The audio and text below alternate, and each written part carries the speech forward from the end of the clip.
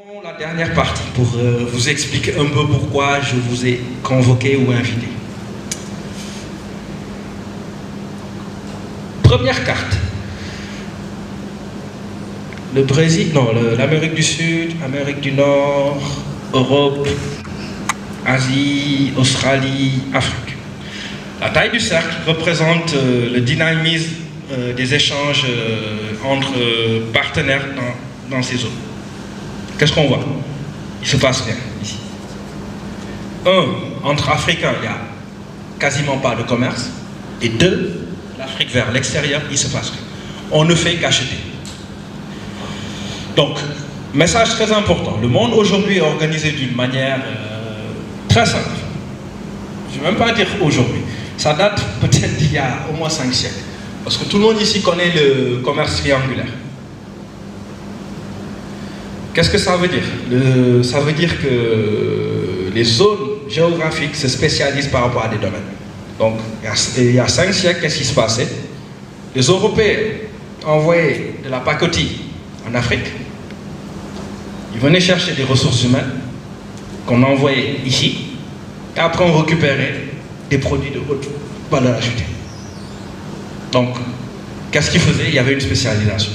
Ici, ils fournissaient les bons produits.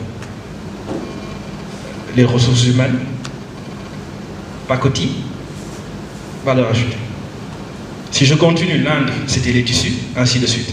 Et c'est ce même modèle qui continue. Aujourd'hui, tout le monde sait ici que la Chine est l'usine du monde. L'Inde s'est positionnée à 50 ans et avec beaucoup d'efforts il y a 20 ans, histoire que tous les gros projets d'informatique sont développés là-bas. L'Allemagne s'est positionnée comme le haut lieu de la haute technologie. La France, je pense peut-être que c'est la gastronomie aujourd'hui, ou quelque chose comme ça. Ou il y a certains domaines sur lesquels ils se battent encore. Je me pose encore la question pour l'Afrique, je ne sais pas. Qu'est-ce qu'on a décidé de faire? De ce que j'ai remarqué, on assiste, puisqu'on regarde la télé internationale, donc on a les mêmes images que tout le monde, et on consomme beaucoup. Puisqu'en Afrique, les gens veulent conduire les mêmes voitures que ce que conduisent ces gens-là. Donc ils nous vendent très cher ces produits, on a des revenus très bas, et on arrive quand même à aller chercher des BMW ou bien des choses comme ça. Deuxième schéma d'introduction. Sur cette carte-là, on voit où se concentrent les 500 plus grandes entreprises au monde. États-Unis, Europe, Asie. Rien. Il y a l'Afrique du Sud qui commence à se défendre un peu. Mais bon, voilà, le Brésil aussi. C'est ce qu'on appelle les... En fait, aujourd'hui, dans la dénomination, il y a les pays développés. Il y a ce qu'on appelle les pays émergents, donc la Chine, la Russie, le Brésil, l'Inde aussi. Et pour le coup, l'Afrique est présentée comme laissée pour compte, puisqu'on ne fait même pas partie de cette discussion. Il y a ceux qui sont en train de monter et le reste. L'Afrique fait partie aujourd'hui du reste. Puisque les gens se disent que si c'est un pays à bas niveau social ou bien bas coût du travail, ils commettent l'erreur de penser que si on est né pauvre, qu'intellectuellement, on est pauvre aussi. Ce que je pense, c'est que la bonne nouvelle aujourd'hui, c'est quoi? C'est que les Aïois ont l'or, ils ont les diamants, ils ont plein de choses. Les Ivoiriens ont du cacao, le Nigeria, le pétrole. Si on regarde au Sénégal, on se pose la question, qu'est-ce que Dieu nous a donné? En cherchant bien, on se rend compte que c'est la matière grise. Puisque partout où on va, les Sénégalais arrivent à... Donc c'est les meilleurs en commerce. Donc un exemple très simple, les modou-modou. Et je peux continuer comme ça. Donc, pour moi, on a une perle ou bien un diamant qui est caché et que personne ne voit. Si on utilise cette matière grise-là, on peut aller très très très loin. Puisque je vais vous donner des chiffres mesurables. Donc la société dans laquelle je travaille est une société qui fait uniquement de la prestation intellectuelle. Donc, comme on dit dans mon jargon, on livre du jus de sel. Il y a un client qui vient poser une question, on mouline, on lui sort une réponse. C'est une société qui fait 20 000 ingénieurs à travers le monde, dans 20 pays, et on fait un chiffre d'affaires annuel de 1000 milliards de francs CFA. 1000 milliards de francs CFA. On n'a pas d'usine, on n'a pas d'atelier. Mon seul outil de travail, c'est ça, l'ordinateur, et mes 4 ou 5 téléphones, en fonction du pays où je me trouve. Et l'iPad de temps en temps, pour ne pas avoir l'impression de travailler. Avec ça, on fait 1000 milliards de francs CFA. Continuons. Vous reconnaissez cette paire-là? C'est une paire de Nike. Donc ce que j'ai représenté ici, c'est en interprétant ça par rapport à la division internationale du travail, qu'est-ce qu'on y trouve? Pour faire cette chaussure, dans la partie qui est en violet, représente la part de l'argent qui va à la production. Donc sur une chaussure qui coûte 80 $, en production, pour payer les ouvriers, ils mettent 3 $. 3 $ pour fabriquer la chaussure. Pour la matière première, il y a 11 $. Derrière, il y a Nike qui récupère 17 $. Donc, toute cette partie-là. Et la partie distribution, c'est quoi? C'est les boutiques qui sont réparties un peu partout dans le monde qui récupèrent la dernière partie. Et bien sûr, les athlètes qui sponsorisent. Qu'est-ce que ça veut dire? Si aujourd'hui il fallait se battre, fabriquer des chaussures, ou bien les imaginer, parce que Nike, aux États-Unis, c'est juste un bureau, avec des gens qui décident, et qui envoient à faire ailleurs dans le monde, et puis après ils remontent l'argent. Donc je vous pose une question simple. Vous voulez vous battre ici ou là? Sachant que cette partie-là, il faut être là où le client se trouve, donc il faut aller partout dans le monde. Pour résumer, ce que je veux dire par là, c'est que la bataille de la production est terminée. Aujourd'hui, on est dans la 4e révolution industrielle. Ce qui est important, c'est d'avoir le savoir et le savoir-faire. Et là où se trouve le savoir et le savoir-faire, les investisseurs et les entrepreneurs viendront la trouver.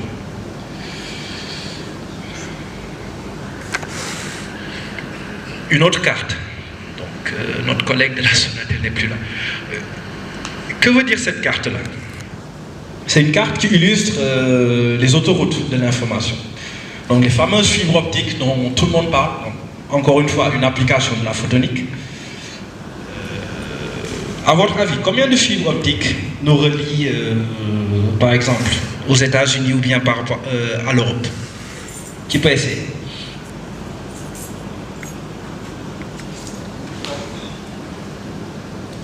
Ok, donc je vais répondre. Il y a 2 fibres.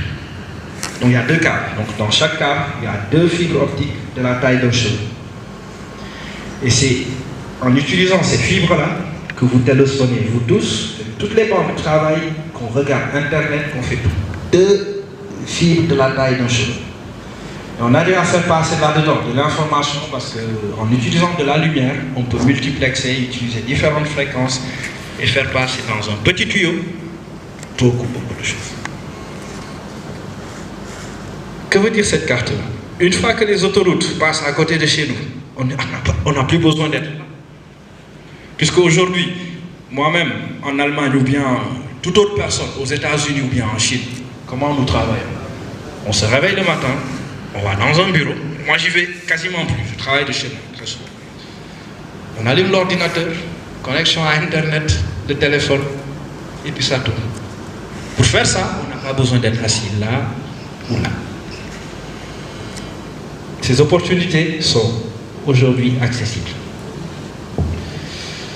Juste un dernier rappel. Donc, Tonton Diaw citait Mandela. Donc, pour moi, en fait, il est de notre devoir de nous rendre compte qu'il y a des gens qui ont donné leur vie pour que nous, les Africains, hommes noirs, qu'on puisse aujourd'hui aller se balader en Allemagne, en Russie, aux États-Unis et ailleurs. Ce droit, aujourd'hui, il est acquis. D'autres personnes nous ont donné autre chose. On en est où? On en est à l'état où on a le droit d'aller où on veut, on a le droit de travailler ici et de servir le reste du monde, c'est ce que fait l'Inde. Il reste qu'une chose, faire. Ou prendre conscience qu'il n'y a plus de fracture. Ou en tout cas, s'il y avait une fracture, comprendre où il faut investir dans ce pays et par exemple expliquer au gouvernement que si on a ces autoroutes-là, on peut créer de la valeur et des emplois. Juste une dernière note, donc ça c'est un schéma qui explique un peu où est-ce que ça bouge en ce moment. Donc on va y voir une chose simple. Potentiel de croissance, donc c'est un marché qui fait 70 milliards d'euros. 70 milliards d'euros. Le marché de la prestation intellectuelle et puis de tout ce qui est technologie, management, ainsi de suite, externalisation. 70 milliards d'euros. Donc c'est un gâteau qui est en train d'être partagé. Dans ce gâteau-là, en Europe, on a 22%, avec un taux de croissance de 3%. Donc c'est un marché qui est quasiment stable. Si on regarde l'Asie, on a 25 milliards, avec un taux de croissance de 10 à 15%. Donc c'est un marché qui va très vite. Raison pour laquelle tout le monde quitte ici. Voilà. Donc, les gens vont dans des pays comme les Émirats arabes, Dubaï, l'Inde, la Chine, ils vont chercher cette croissance-là. États-Unis, le pays dont tout le monde rêve, 3 ou 4%. Mais quand même, c'est un marché qui est assez gros, 16 milliards. Encore une fois, on va aller chercher à la loupe où se trouve l'Afrique. Ouais. L'Afrique est noyée dans le reste du monde. Et je lis 7 milliards d'euros, avec un taux de croissance de 6 ou 7%. Premier commentaire, non, je ne crois pas en ces chiffres-là parce qu'il n'y a personne qui a pu faire ces statistiques. Et d'habitude, les gens n'imaginent même pas qu'il y a un potentiel en Afrique. Donc ça, c'est d'un. Et de deux, si ces chiffres-là étaient vrais, ça voudrait dire qu'il y a un gâteau de 7 milliards d'euros. Donc il faut multiplier par 650, je pense, pour l'avoir en CFA. 7 milliards fois 650.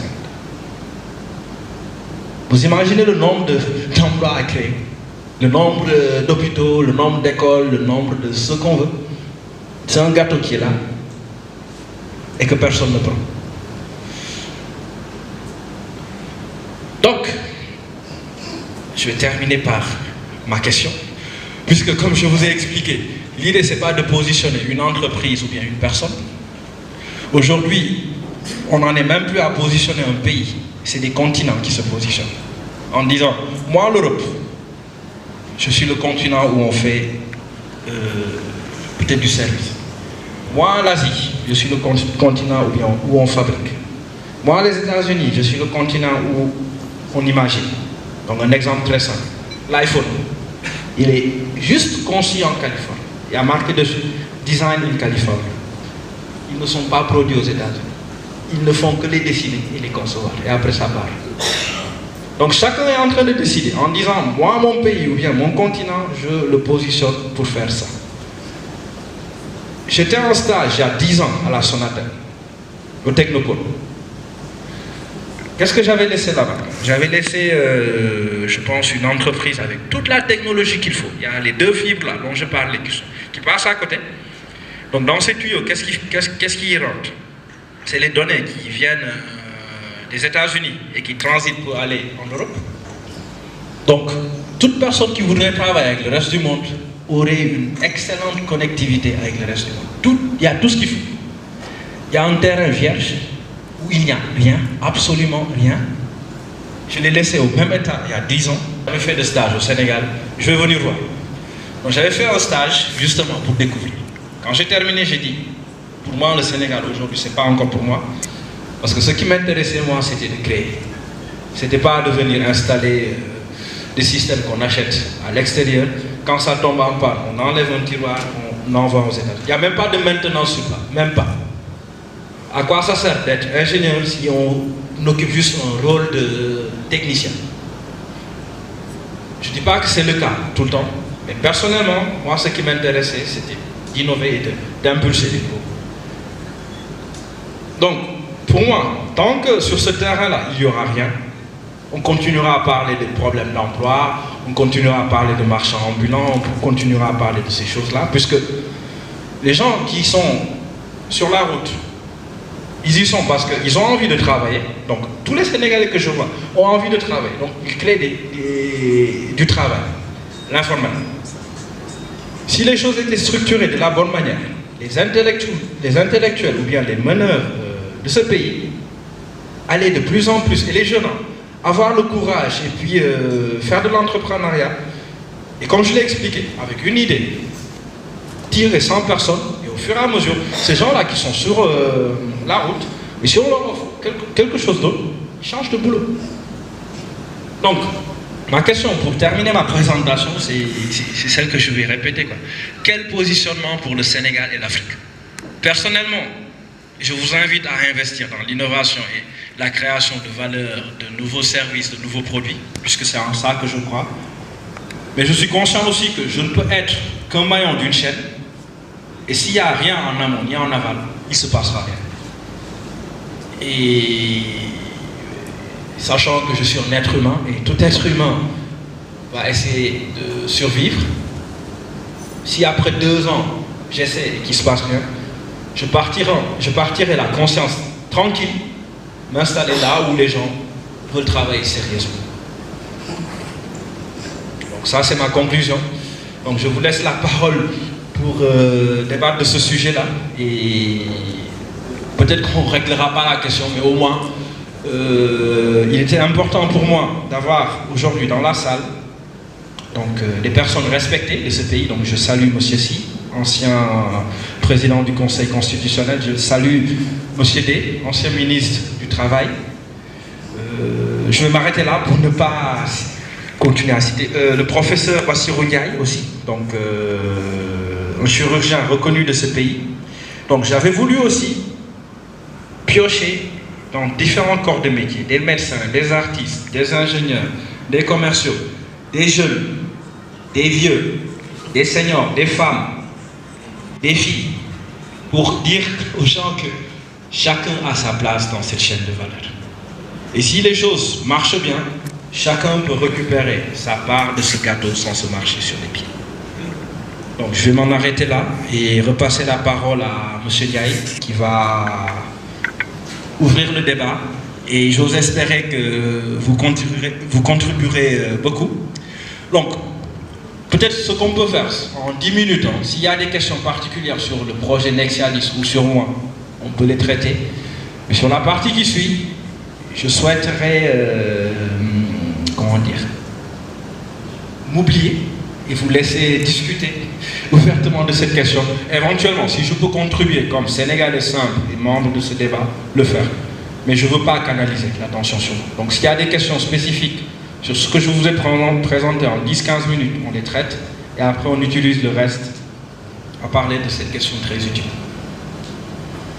Voilà. Un endroit vers lequel nous allons, mais un endroit que nous créons. Et les chemins qui mènent vers cet endroit se construisent. Et la manière de construire ces chemins transforme aussi bien l'homme que l'endroit. Nous invitons l'assistance qui est ici, donc à travers de cette manière de poser comme débat. Et je pense que ce débat est loin d'être et il a parlé de la chaîne de valeur.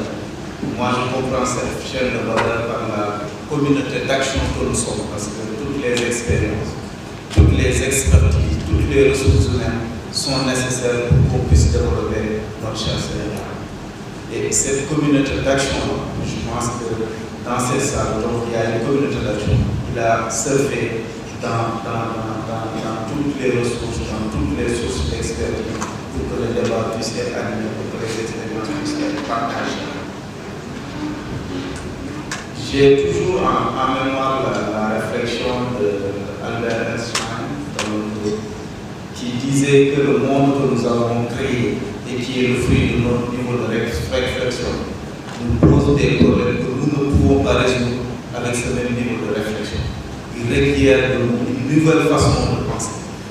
Le mondial nous a montré que pour qu'on puisse transformer, pour que le Sénégal puisse compter aujourd'hui, il requiert de nous une autre façon de voir, une autre façon de penser. Le changement n'est pas fort à ce niveau, mais il s'agit de la transformation. Donc nous appelons à toutes les couches de se mettre dans cette voie de la transformation, donc pour créer cette chaîne de valeur. Le mot valeur est très fort. Chaîne de valeur, ce n'est pas de l'argent, mais la valeur intrinsèque que nous avons durant toute notre éducation, tout notre développement, pour pouvoir créer encore de la valeur qui va servir pour les communautés. Donc c'est vraiment sous ces mots que je demanderai encore une fois de l'applaudir encore une fois. Et voilà, moi, par rapport au débat, je pense que ça va être un débat ouvert. Et du comité Lyon, il a besoin de toutes les expertises. Et les domaines sont divers et variés, les expériences sont diverses. Et tous ces gens qui ont fait des découvertes, ce n'est pas parce qu'ils étaient les plus intelligents. C'est parce qu'ils ont pensé à un moment donné qu'il fallait faire des percées. Et ils ont osé. Et ils ont trouvé quelque chose pour l'humanité. Pour que cette humanité survive, pour qu'elle puisse survivre, il faudra vraiment qu'on puisse faire des percées. Et je vous invite à tout un chacun de contribuer pour qu'on puisse faire encore des percées.